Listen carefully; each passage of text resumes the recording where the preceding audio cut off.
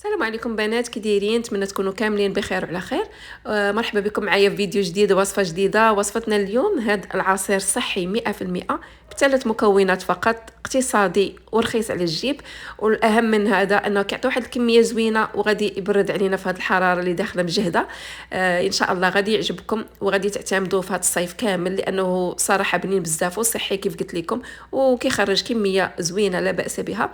بقاو معايا نتعرفوا على المقادير وطريقه التحضير في هذا الفيديو. السلام عليكم البنات، وصفتنا لليوم واحد العصير صحي وكيوجد في دقائق وبواحد المكونات متاكده غادي تكون متوفره في كل بيت.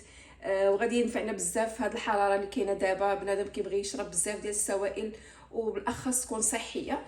عندي اليوم في هذه الوصفه غادي نحتاجوا الخيار. انا عندي جوج خيارات صغار، الا عندكم خيار كبير ديروا وحده فقط. عندي حبه ديال التفاح، وعندي حبه ديال الليمون الحامض، وعندي معلقه كبيره ديال العسل. معلقه كبيره ديال العسل تقدروا تعوضوها بالسكر.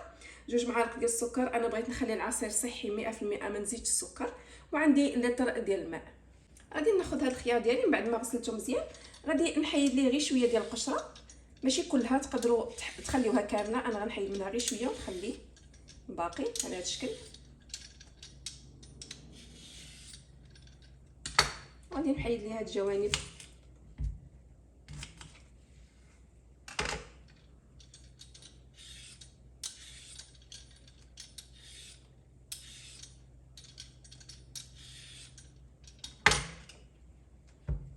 ما تخيلوش هذا العصير شحال صحي وبنين بزاف، كيجي كيبرد على في هذا الصيف. صراحه هاد الحراره اللي كاينه دابا بدون وقتها جات بكري هاد العام. المهم غادي ناخذ حتى التفاح نقسموه على 4. انا ما غنحيدش ليه القشره ديالو، نخليه بالقشر.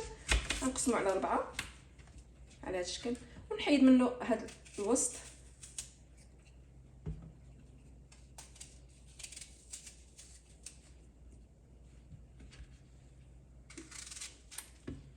على هذا الشكل. من الافضل ما تحيدوش ليه القشور ديالو، القشور تما فيهم فائده زوينه. وغادي نجيب حبه ديال الليمون، غادي نحيد ليها القشره كامله باش ما تعطيناش مروره. هاد القشر كله غادي نحيد الصفر والبيض.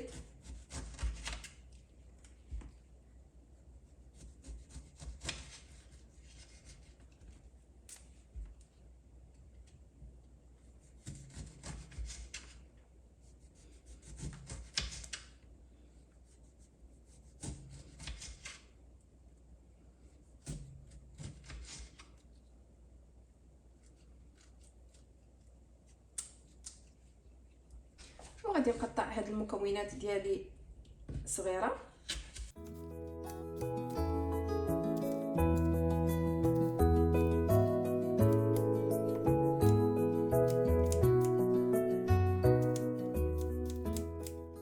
كي شفتوا الليمون انا خليته على هذا الشكل، حيدت ليه القشره كامله البيضاء والصفراء، وغادي نحيد ليه العظم اللي كيكون داخل.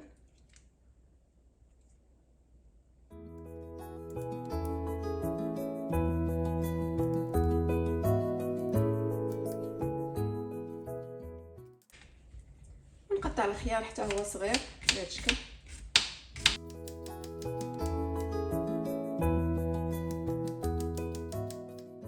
من بعد ما قطعت المكونات ديالي غادي نجيب كاس ديال العصاره وغادي نحطهم فيه.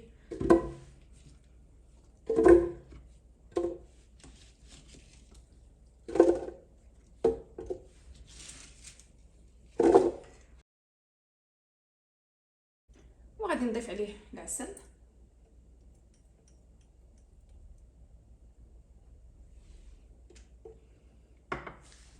غنضيف الماء كيبقى على حساب واش بغيتو العصير يجيكم خاتر او يجي جاري شويه.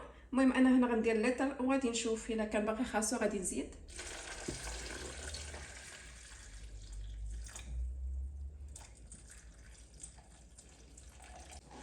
وغادي نعصر الخليط ديالي حتى يطحن ليا مزيان.